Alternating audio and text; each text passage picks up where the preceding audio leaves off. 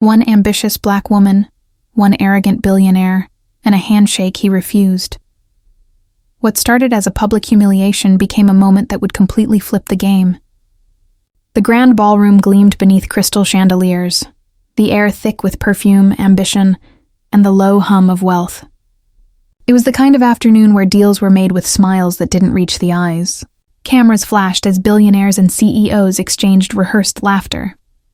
Through the crowd moved Ava Johnson, her presence calm yet commanding. Her dark curls framed a face that held both strength and grace. She wore no extravagant jewelry, only confidence, the kind that didn't need diamonds to shine. Across the room stood Richard Langford, a man whose name alone could bend markets. Surrounded by admirers, he basked in attention like a king before his court. When Ava stepped forward, extending her hand, her smile was genuine, a gesture of respect, not flattery. Richard looked at her hand, then her face, and with a faint curl of his lips, turned away to greet another man. A soft, cruel laughter rippled through his entourage, slicing through the air sharper than glass. Ava's hand fell slowly to her side. For a moment, the world seemed to pause around her. But her eyes, calm and steady, flickered with quiet fire. No words were spoken. Yet something unshakable had begun. The conference room was cold, all glass, chrome, and condescension. Ava stood before the panel of investors, her presentation glowing on the massive screen behind her. Her voice carried steady confidence, layered with quiet conviction. She spoke of access, empowerment, and a financial revolution designed to lift small, black-owned businesses from the margins to the mainstream. For a moment, there was silence, that fragile breath between understanding and judgment. Then, from the far end of the table, Richard Langford leaned back in his chair, a smirk tugging at the corner of his mouth. "Admirable idea, Miss Johnson," he said, his tone slick with mock courtesy. "But let's be realistic. This isn't charity. We invest in profitable companies, not pity projects." A few investors exchanged glances, uncertain whether to laugh, but they did anyway. The sound was polite, but cruel. Ava paused.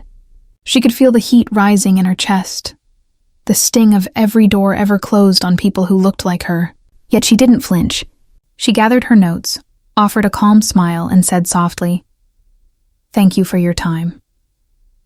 As the door closed behind her, the laughter faded, but the moment carved itself into her resolve. Rejection to her was never an ending. It was fuel. 3 years had passed, but the memory of that boardroom still lived in Ava's mind like an old scar. Not painful, but powerful. Now, as the sun sank behind the Atlanta skyline, golden light poured through the glass walls of her corner office. Below, the city pulsed with life, and at the very top of a sleek tower glowed the name Novatech Capital, hers. Her desk was cluttered with contracts, reports and proposals from founders who reminded her of herself. Dreamers once ignored, now being given a chance. The walls hummed with quiet success. The clicking of keyboards, the faint laughter of her growing team, the rhythm of purpose. Ava leaned against the window, coffee in hand, exhaustion in her bones but fire in her eyes. She remembered the sleepless nights, the rejected pitches, the investors who turned away, and the few who had believed. Every obstacle had shaped her steel. Every failure had refined her focus. Now the same world that once laughed at her ideas was chasing her approval. Yet amid all the triumph, one name still echoed in the quiet corners of her mind: Richard Langford. She smiled faintly. His arrogance had once dismissed her. Soon it would cost him everything. The boardroom looked almost exactly as it had years ago. The same polished mahogany table, the same towering windows framing the city. But this time, Richard Langford wasn't the man in control. His once immaculate suit hung loose, the lines of his face etched with worry. Reports of collapsing shares and fleeing investors littered the table before him. His empire, once untouchable, was crumbling. He checked his watch again. The mysterious buyer who had offered to purchase his failing firm was late. His palms were damp. The silence felt heavier than shame. Then the door opened. The click of heels echoed across the marble floor. When he looked up, his breath caught. Ava Johnson. She moved with quiet confidence, not arrogance, just assurance born from earned power. Her tailored suit was sharp, her gaze steady. Richard stammered, his voice cracking under disbelief. "You're the buyer?" Ava's lips curved into a measured smile. "Yes. And I believe this time, Mr. Langford, you should extend your hand first." For a moment, pride fought panic on his face. Then slowly, he rose and offered his trembling hand.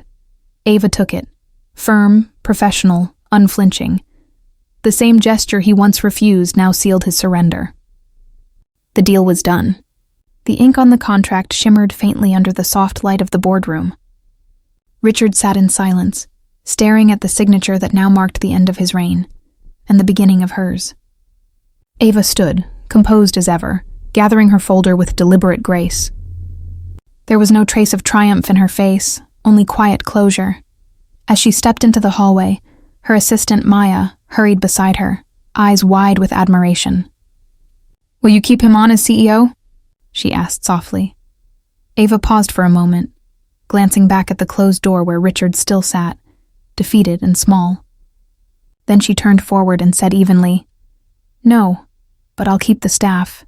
They deserve better leadership." They walked toward the elevator, sunlight spilling through the tall windows, casting a warm glow over her silhouette. Once, she had walked out of this same building humiliated, her dreams dismissed. Now, she walked out as its owner. The same hand that had once been refused now held the power to shape futures. And the man who once looked down on her now lived beneath the shadow of her success. Power had shifted, but grace had remained hers all along. Never underestimate anyone you dismiss.